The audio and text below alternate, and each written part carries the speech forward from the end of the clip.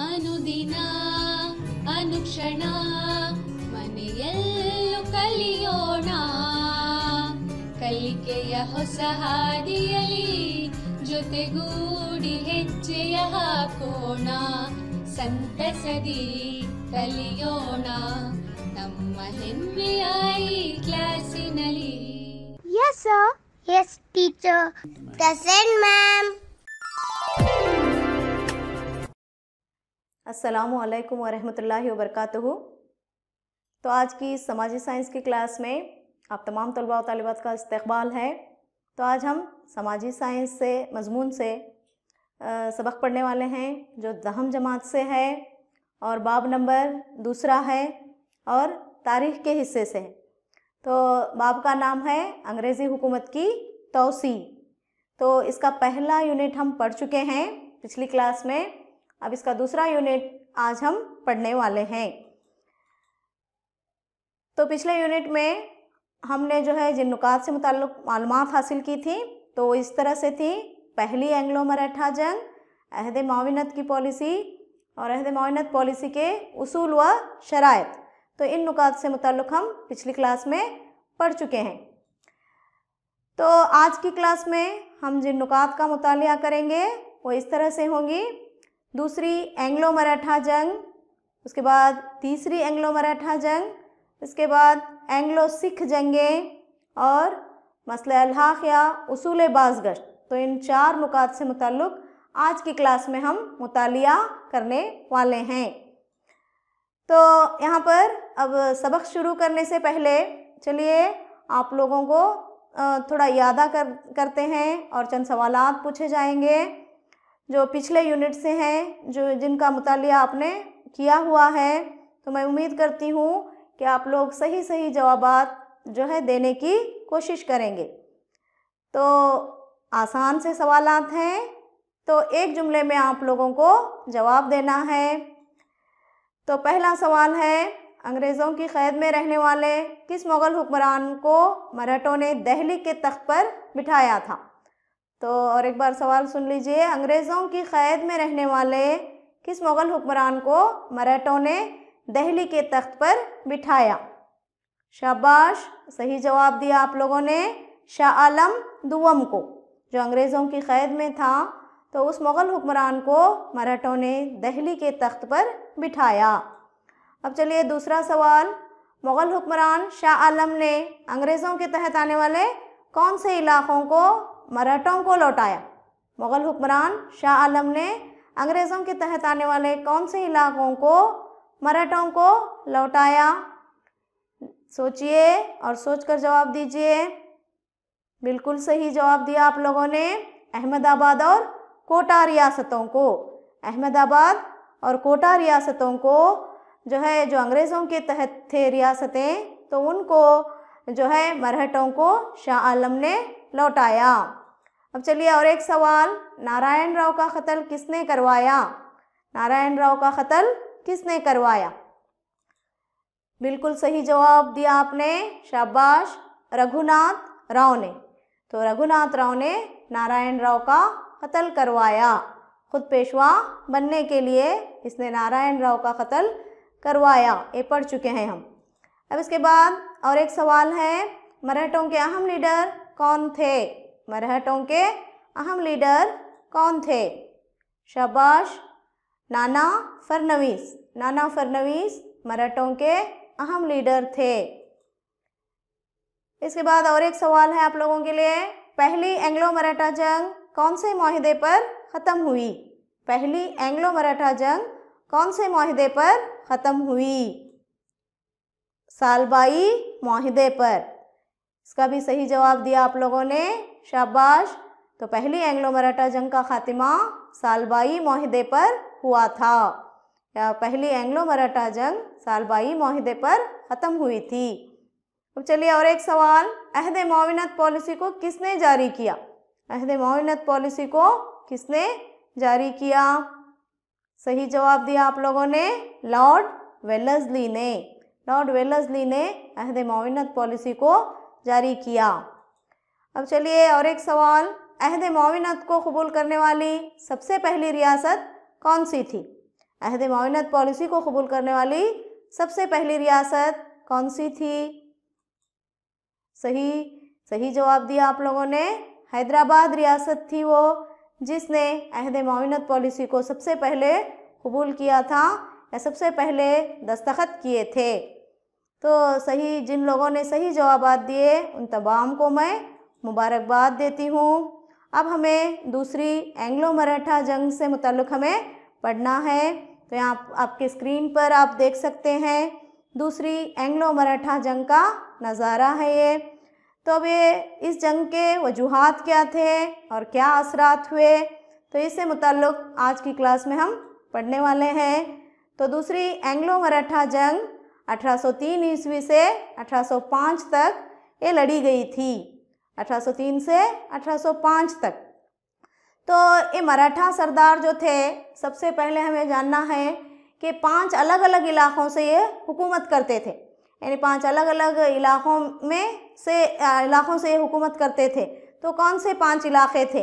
तो पूना से जो मराठा सरदार हुकूमत करते थे तो वो पेशवा नाम के होते थे, और ग्वालियर से जो हुकूमत करते थे वो सिंधिया मराठा सरदार थे, और इंदौर से जो हुकूमत करते थे वो होलकर मराठा सरदार होते थे, और बड़ौदा से जो हुकूमत करते थे वो गायकवाड़ जो है मराठा सरदार थे, और नागपुर से जो है भोंसले नाम के मराठा सरदार हुकूमत करते थे।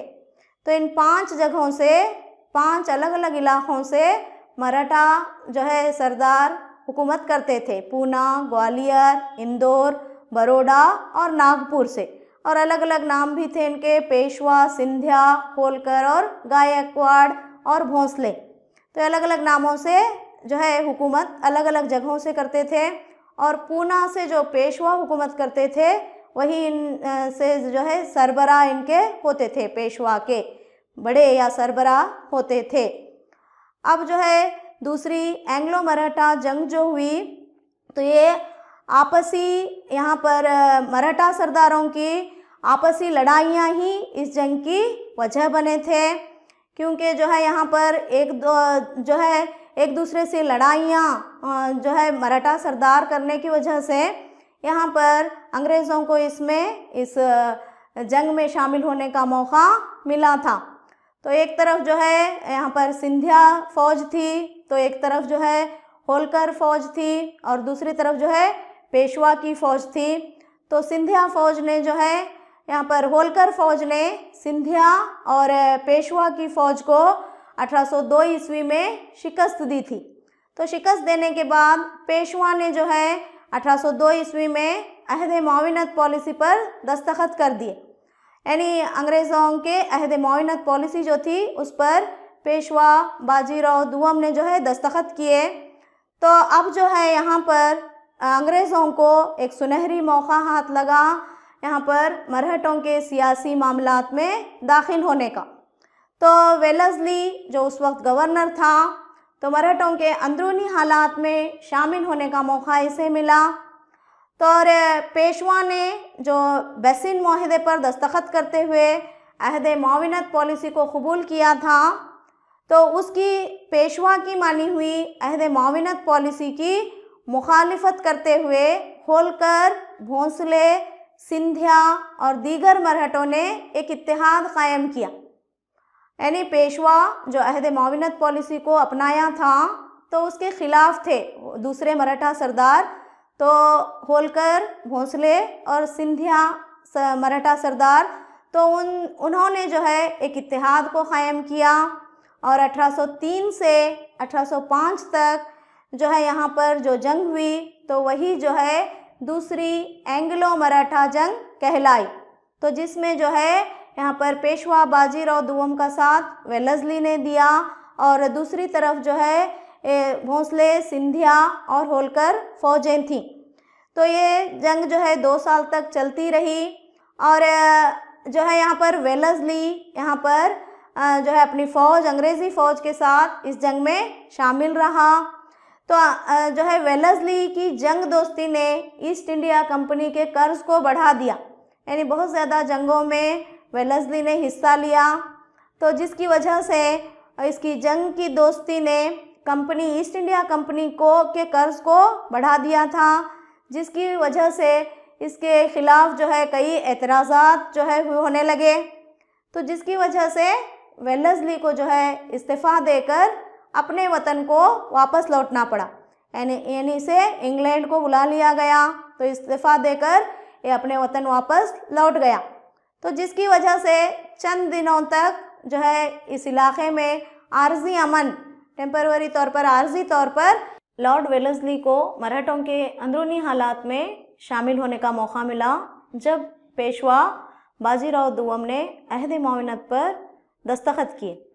तो पेशवा की मानी हुई अहद मुआवनत पॉलिसी की मुखालिफत करते हुए होलकर, भोंसले और सिंधिया और दीगर मराठों ने एक इत्तेहाद कायम किया और 1803 से 1805 तक अंग्रेज़ों और मराठों के दरमियान जो जंग हुई तो वही दूसरी एंग्लो मराठा जंग थी ये। तो इस जंग में जो है वेलेस्ली ने हिस्सा लिया अपनी फ़ौज के साथ, और वेलेस्ली ने कई जंगों में हिस्सा लेने की वजह से जो है ईस्ट इंडिया कंपनी के कर्ज को बढ़ा दिया, जिसकी वजह से वेलेस्ली के ख़िलाफ़ कई एतराज़ात मिले इसको, जिसकी वजह से वेलेस्ली को इस्तीफ़ा देना पड़ा और अपने मुल्क को वापस लौटना पड़ा। तो इसे जो है वापस अंग्रेज़ों ने इंग्लैंड को वापस बुला लिया। तो जिसका नतीजा ये हुआ कि हमारे हिंदुस्तान में आर्जी तौर पर अमन कायम हुआ। तो यहाँ पर स्क्रीन पर आप देख रहे हैं, तो ये पेशवा बाजीराव दुवम हैं जो अहद मुआवनत पर दस्तखत करते हुए दिखाई दे रहे हैं। तो अहद मुआवनत पॉलिसी पर जो दस्तखत किया था पेशवा बाजीराव दुवम ने, तो वह तस्वीर आप लोग देख रहे हैं। अंग्रेज़ी गवर्नर लॉर्ड वेलेस्ली है और पेशवा बाजीराव दुवम है। तो इसके बाद हम देखेंगे तीसरी एंग्लो मराठा जंग। तो तीसरी एंग्लो मराठा जंग जो 1817 से 1818 तक लड़ी गई हुई थी 1 साल तक, 1817 से 1818 तक। तो इस जंग के क्या वजूहात थे और क्या नताइज निकले, तो इन चीज़ों से मुताल्लिक़ हमें पढ़ना है। तो मराठा ख़ानदान अपनी सालमियत और आज़ादी को बचाने के लिए कोशिशें शुरू किए। तो पेशवा जिसने जो है अंग्रेज़ों से आज़ाद होने की कोशिश शुरू की, पेशवा बाजीराव दुवम, तो जिसने इससे पहले अहद मुआवनत पॉलिसी पर दस्तखत किए थे, तो अपनी आज़ादी को खो चुका था वो एक तरह से। तो उसने फिर से जो है आज़ादी हासिल करने के लिए अंग्रेज़ों से कोशिशें शुरू की, दूसरे मराठा सरदारों का साथ लेकर। तो 1817 ईस्वी में पेशवा ने पूना में अंग्रेज़ों की रिहायशी कचहरी थी उस पर हमला कर दिया और उसको जला दिया। तो 1817 में पूना में जो है अंग्रेज़ों की कचहरी पर हमला किया गया और इसे जला दिया गया।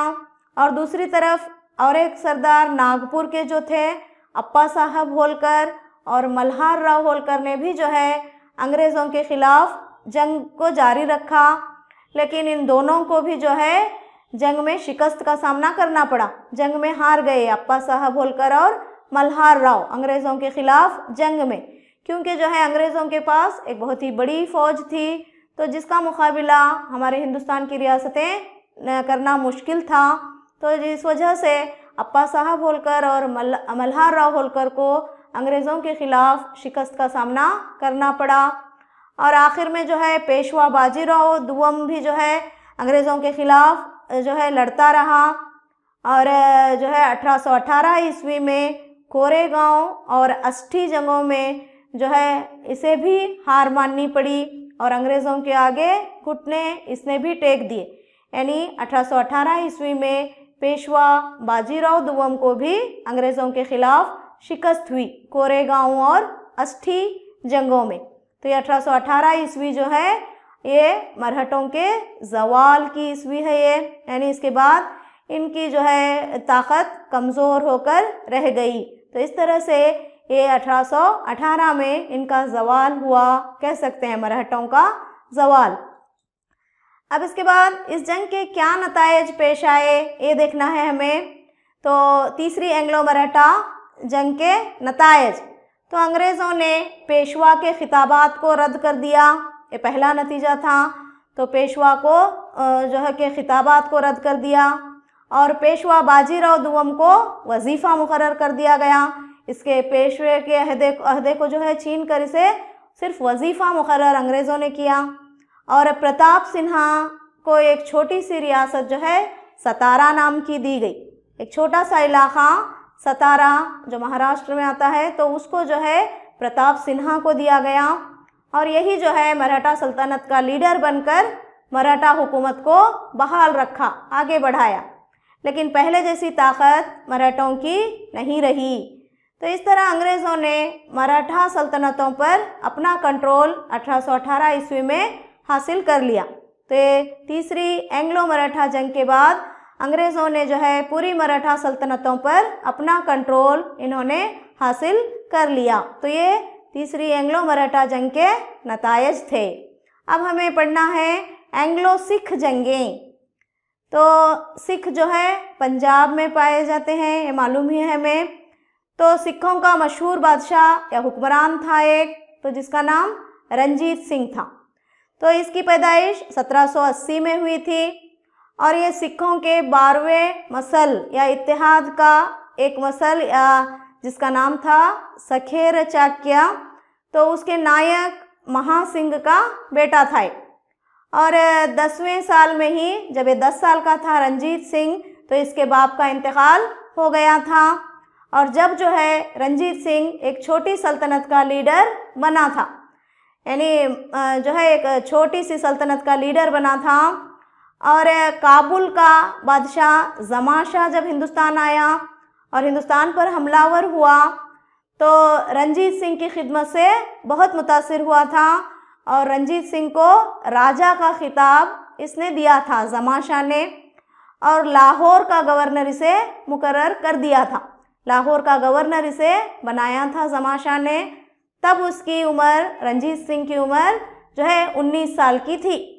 फिर वो जो है बहुत जल्द जो है तरक्की करता गया और बहुत सारे इलाक़ों को अपनी सल्तनत में इसने शामिल करता गया।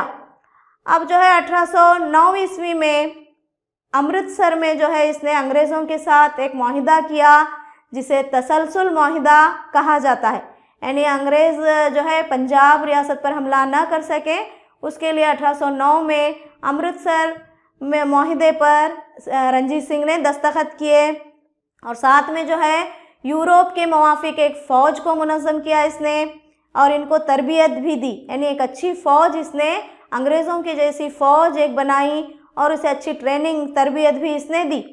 तो इसकी फ़ौज में, रंजीत सिंह की वो फ़ौज में जो है सिख उतना ही नहीं थे, सिक्कों तक ही महदूद नहीं थी ये, बल्कि इसमें गोरखा फ़ौजी भी थे, बहादुरी फ़ौजी भी थे, पठान भी थे और मुसलमानों पर भी मुश्तमिल थी ये फ़ौज। तो एक अच्छी फ़ौज इसने बनाई। तो ये रंजीत सिंह की फ़ौज जो है एक बेहतरीन और मशहूर फ़ौज उस वक्त मानी जाती थी और ये सेक्युलर जज्बा रखने वाला बादशाह था ये, यानी तमाम मज़ाहिब को एकसां नज़र से देखने वाला बादशाह था, क्योंकि जो है इसके इलाक़े में सिर्फ सिख गुरु ही नहीं थे बल्कि जो है हिंदू और मुसलमान उल्मा को भी जो है इसने पनाह दे रखी थी और इनकी ज़रूरियात को भी ये पूरा करता था। तो इस वजह से इसे एक सेक्युलर जज्बा रखने वाला हुक्मरान भी हम कह सकते हैं और तमाम मज़हबों को अपने मज़हब पर चलने की आज़ादी भी इसने दी थी रंजीत सिंह ने। तो ये रंजीत सिंह जो है अंग्रेज़ों के चुंगल में न फंसने वाली एक सिख हुकूमत को, एक मजबूत सिख हुकूमत को पंजाब रियासत में इसने क़ायम किया था और अच्छी फ़ौज को इसने रखा था और अच्छी हुकूमत की थी इसने। तो इस वजह से इसे शेर पंजाब के नाम से इसे बुलाया जाता है। तो जिस तरह टीपू सुल्तान को हम शेर मैसूर कहते हैं, तो रंजीत सिंह को जो है शेर पंजाब के नाम से बुलाया जाता है और अपनी आखिरी सांसों तक आज़ादी के साथ हुकूमत करने वाला महाराजा था ये रंजीत सिंह। आखिरी सांसों तक जो है एक आज़ादी से हुकूमत इसने की। तो यहाँ पर स्क्रीन पर आप देख रहे हैं महाराजा रंजीत सिंह की तस्वीर। तो ये महाराजा रंजीत सिंह था जो सिखों का मशहूर हुक्मरान, और इसे शेर पंजाब भी इसे कहा जाता है। अब जो है एंग्लो सिख जंगों से मुताल्लिक़ हमें पढ़ना है, जो कुल 2 जंगें हुई थी। तो एंग्लो सिख जंगें यानी अंग्रेज़ों और सिखों के दरमियान होने वाली जंगें। तो इसमें से पहली एंग्लो सिख जंग तो 1839 ईस्वी में रंजीत सिंह की जब मौत हुई, तो रंजीत सिंह की मौत के बाद पंजाब में सियासी तज़ाद पैदा हुआ, यानी यहाँ पर झगड़े फसादात शुरू हुए रंजीत सिंह की मौत के बाद। और 1809 के तसलसल माहिदे को तोड़कर अंग्रेज़ों ने पंजाब पर हमला करने की तैयारियां शुरू की।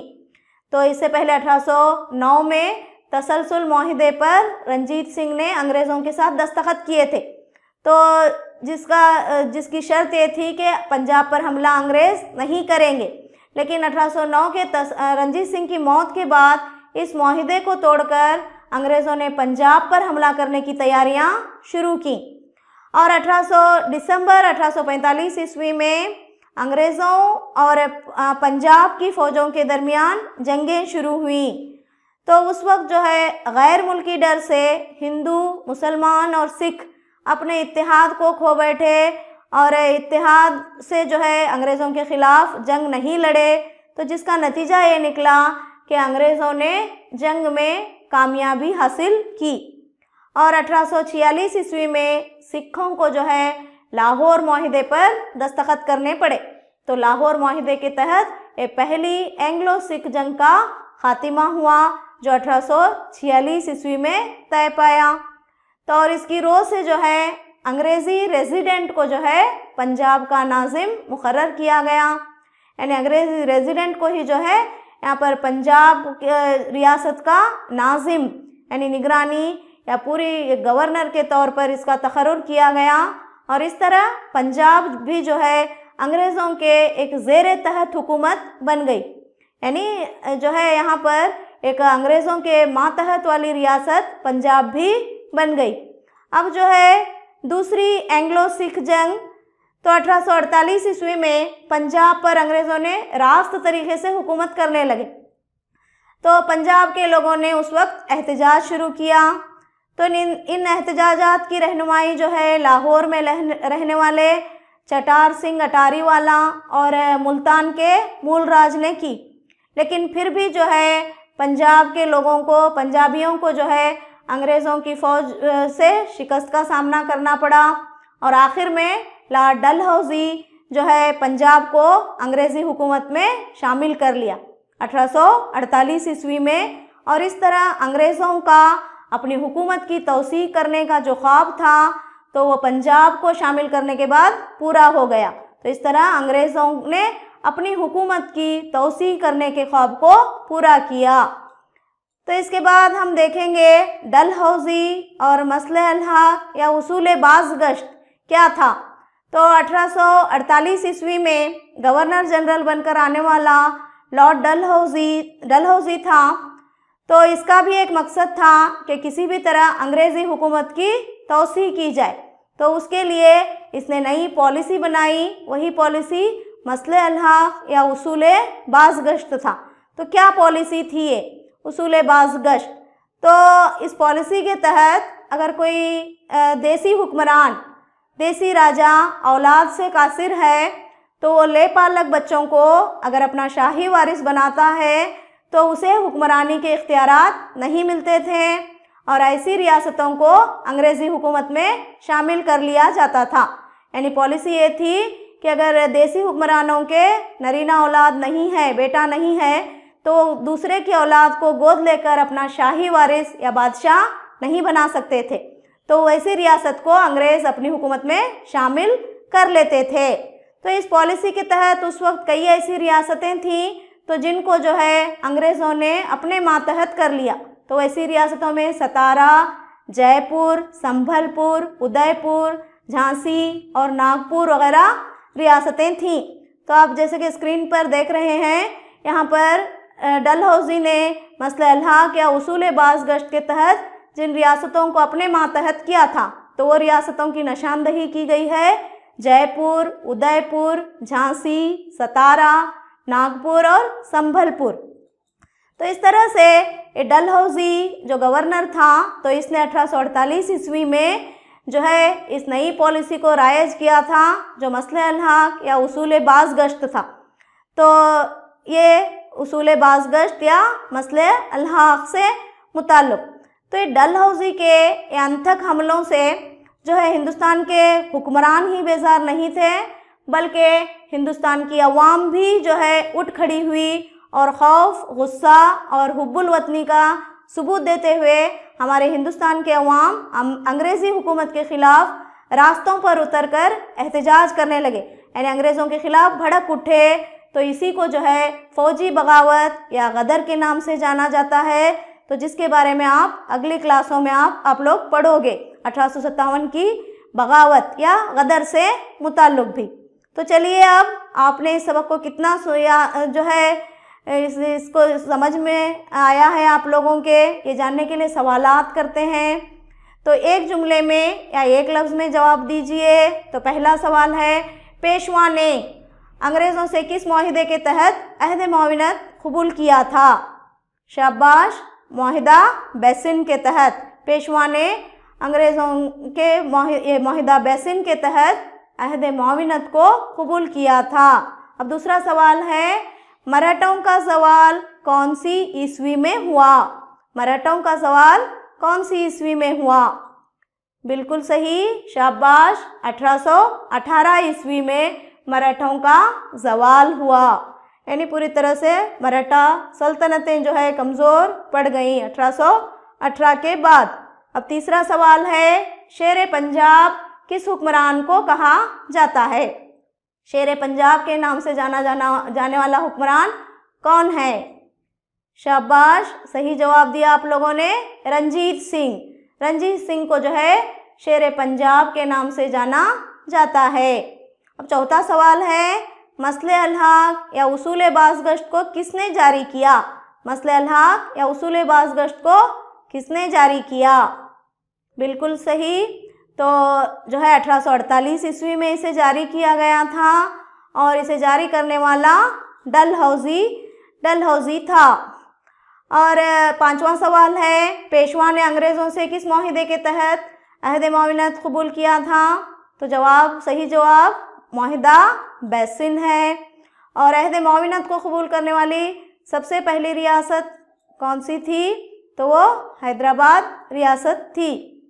और सेकुलर जज्बा रखने वाला पंजाब का मशहूर हुक्मरान, तो ये रंजीत सिंह था। तो बिल्कुल सही जवाब आप लोगों ने दिया।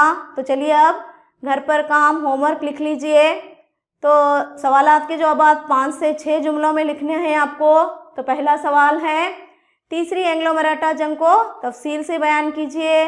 दूसरा, अंग्रेज़ी इक़्तिदार की तोसी में मसले अल-हक या उसूल बाज़गश्त किस तरह मददगार साबित हुआ?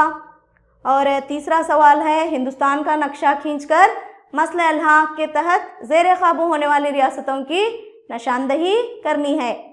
तो मैं उम्मीद करती हूँ कि आप लोग जो है इन सवालात के जवाब लिखेंगे और अपने स्कूल के असातिज़ा से इन्हें जांच कराएंगे और अच्छा पढ़ेंगे और अच्छे नंबरात में कामयाब होने की कोशिश करेंगे। तो फिर से मुलाकात होगी अगली क्लास में आपसे। तब तक के लिए अल्लाह हाफिज़। अनुदिन अनुक्षण ಮನೆಯಲ್ಲೂ ಕಲಿಯೋಣ, ಕಲಿಕೆಯ ಹೊಸ ಹಾದಿಯಲ್ಲಿ ಜೊತೆಗೂಡಿ ಹೆಜ್ಜೆಯ ಹಾಕೋಣ, ಸಂತಸದಿ ಕಲಿಯೋಣ ನಮ್ಮ ಹೆಮ್ಮೆಯ ಈ ಕ್ಲಾಸಿನಲ್ಲಿ. Yes sir. Yes teacher. Present ma'am.